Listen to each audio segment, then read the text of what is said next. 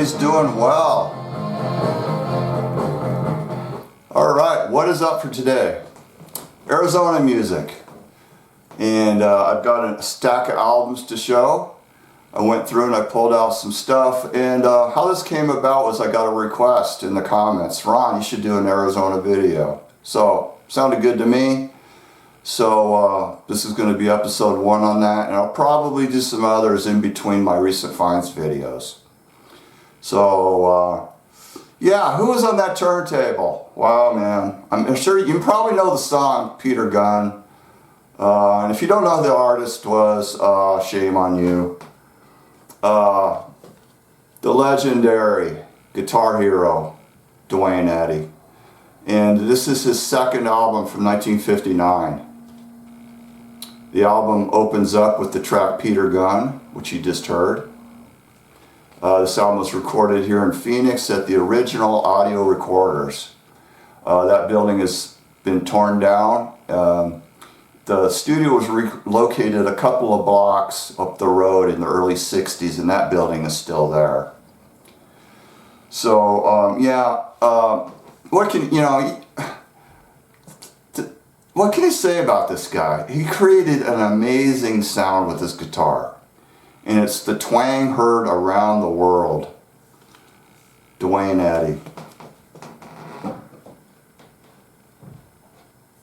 This next one is, I have 3 albums that Vox Records put out in the early 80s. All Arizona bands. 2 from Tucson and 1 from Phoenix. So we got the Dearly Beloveds, the Gros, and Fill in the Frantics.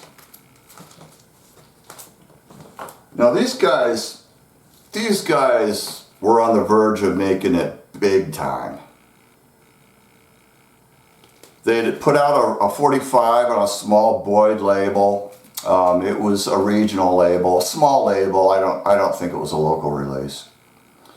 And Columbia got wind of it, put it out, signed the band to a deal. They put out 2 45s by the band under the names The Dearly Beloved and The Dearly Beloveds. And so after they recorded a whole album's worth of material, they were coming back from, this happened in 1966. They were coming back from LA after recording the album, and they were in a terrible accident, auto accident. It killed the lead singer. So that pretty much put an end to the band. The recordings were never released until Vox got a hold of them in the early 80s and released this album. And I believe this one came out in 1984. So it's got most of that, it's got all that material from that unreleased Columbia album, as well as some other tracks. So, yeah, good stuff. It's more along the lines of pop rock. It isn't like garage punk or anything like that. But it's just good quality music. Now, this next one is a Tucson band called the Gros. And when you listen to this album, it's just the songwriting skill that the lead singer had was just absolutely off the charts. To me, that's the thing that really stands out about this band, is the quality of the music. And they started out as the Gros, and then they put out 145 as the Tongues of Truth. And it was the original recording of Let's Talk About Girls that the Chocolate Watch Band covered on their debut album. And I heard one other version of that. It was by the Undertones, and they did a really fine version of that in the 80s. So yeah, this is just a really good, solid album.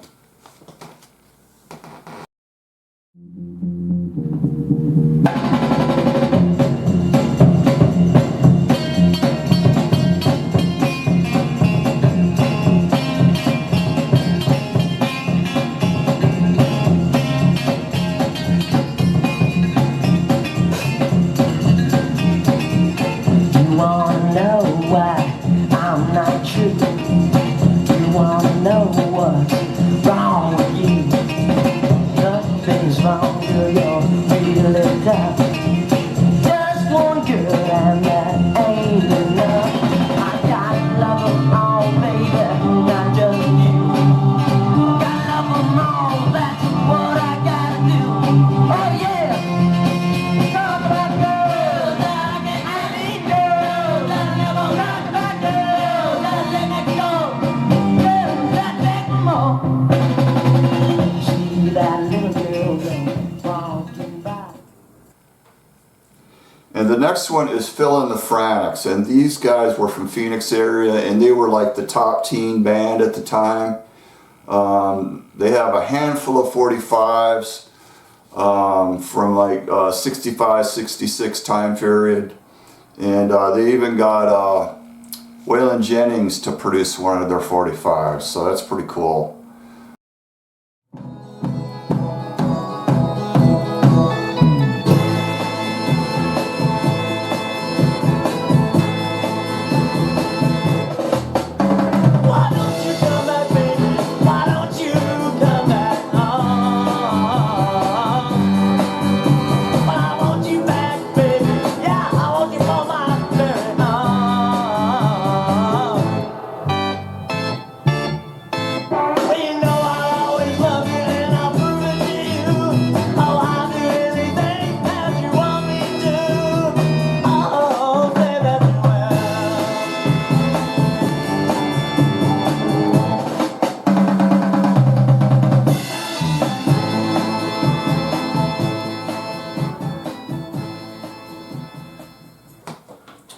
Okay, this next one is Garage Punk Revival from Phoenix, and it's the Freaks of Nature. And this was recorded around, this is like 2015, I think is when this album came out.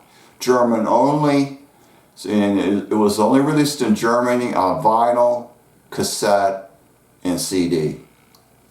I mean, this didn't even come out in Phoenix, so this is pretty cool. Really good album. A lot of originals here. The band wrote their own material, and they always threw in, you know, one or two garage punk covers as well. And on this particular album, they do "Don't Blow Your Mind" by the Spiders, which is pretty cool. So yeah, if you can track down this album, get it. It's just really, really good. And did you notice something here? The cover of the Phil and the Frantics album and the back cover of the Freaks of Nature album. That's kind of interesting, isn't it? I wonder how that happened. Okay, this next one's a fun album, and it's Tim Adams, the original Dirty Old Man. And this is comedy. This guy was like, he was like a regular in a club called Chester's here in Phoenix. And I believe this album's from probably about 1970. And these are all go-go dancers on the front here from different titty bars. And what he did was his band would perform dirty adult parodies of top hits of the time. You know, like for Marty Robbins' El Paso, they do El Puso. Instead of Big Bad John, they do Big Bad Mary. Instead of Honey by Bobby Goldsboro, they do Horny. Just hilarious stuff. And he had a couple of albums. This is the first one on the Twilight label. And yeah, this is just a local release that he sold. Looks like they were $8 a piece, which was pretty pricey for around 1970. That was like double the cost of a regular album. But he got it. Yeah, this is just really funny stuff. It's kind of kind of coincidental that his name is Tim Adams and his initials are T and A. Okay, this next one is KWFM On The Air, and this is a Tucson radio sampler of bands that recorded live in the studio. And this features a couple of new wave bands on here. The majority of this stuff isn't very good, but there's two cool tracks on here. And one is by the Pills and the other one is by the Surfers. And the track is Green on Red. And Green on Red is a title of their song from the early days, and later on they would take that song title and that would be the band's name, Green on Red, and I'm sure some of you have heard of them. And they were loosely connected to the Paisley Underground in Los Angeles. But yeah, just a really, really cool track. And they spelled Surfers S-E-R-F-E-R-S. So yeah, very, very cool track. And this is on the Art Attack label, which is the same label that put out the Johnny 7 album. And this is the first Green on Red 12-inch. Put out on the Down There label, which is Steve Wynn's label. There's like, this is kind of like a mini album, so it's got like 7 tracks, recorded in May of 1982. And there's the label. So yeah, this is really good stuff. Yeah, later on they would go more, they'd eventually get signed to Slash Records and put out a cool album. And then after that they got more sort of country rock rootsy sound, which I think it was a bad move.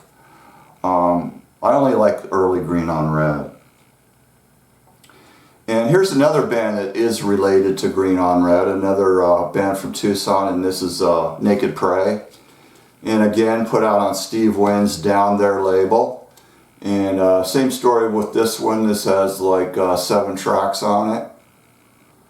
And the cool thing about this was, now the Surfers, early Green on Red, had a drummer by the name of Van Christian. And he became the front man for this band, lead singer and guitarist. And I found this a few years back, and it's autographed on the back.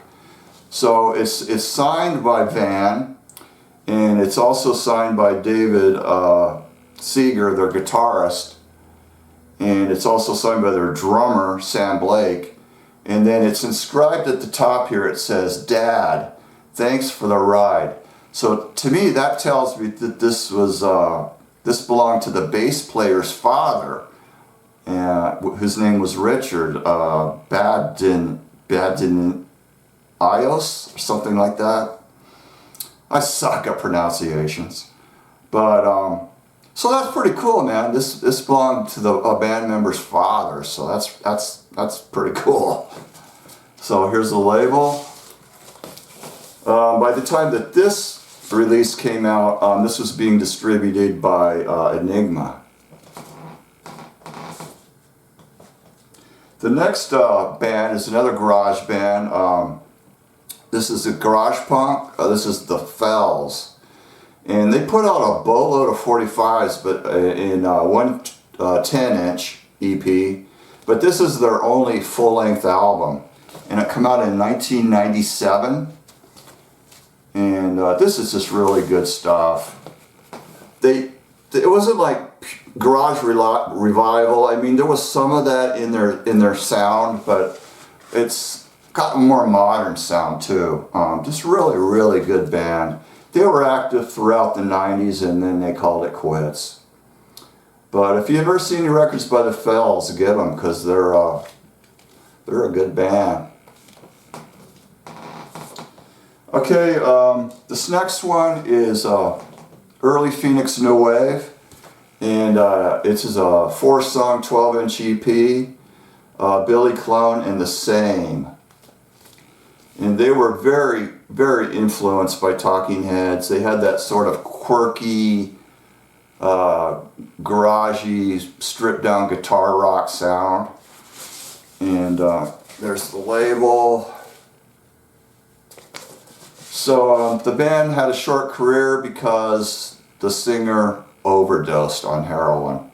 This record came out, I believe, in it was either 79 or 80. And it was, the assistant producer was Mike Condello, legendary figure here in Phoenix, Arizona. And the band reformed and they became the Jetsons. They were highly, highly popular in Tempe, Arizona, which is a college town. And I never did see them, but yeah, they were very, very popular. I was in another band at the time, so I never went to see these guys. Here's the label.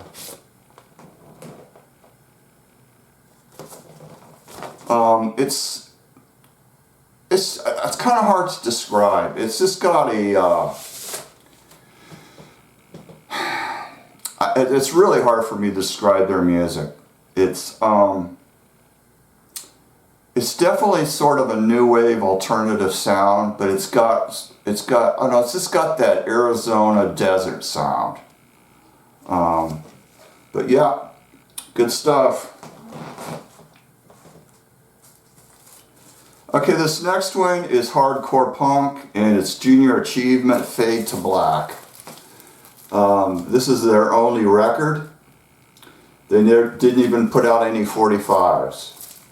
And it was recorded in very late 1983 at Audio Recorders and released in 1984. From what I've read online, only about 100 copies of this sold originally. And the label owner was sitting on a whole box of records maybe 5 to 10 years ago. Well, let's say 7 years ago. And he was selling them around town. So I got an open copy and I got a sealed copy. And they were going for about $30, which is pretty amazing, really, considering that it's such a rare record. But I was looking on Discogs, and there's just not a whole lot of interest in that band. For some reason, I don't know why. Because I think the highest copy sold on Discogs was $150, which wasn't bad. But I've seen them sell for less than that. So, yeah, just a really good band. Yeah.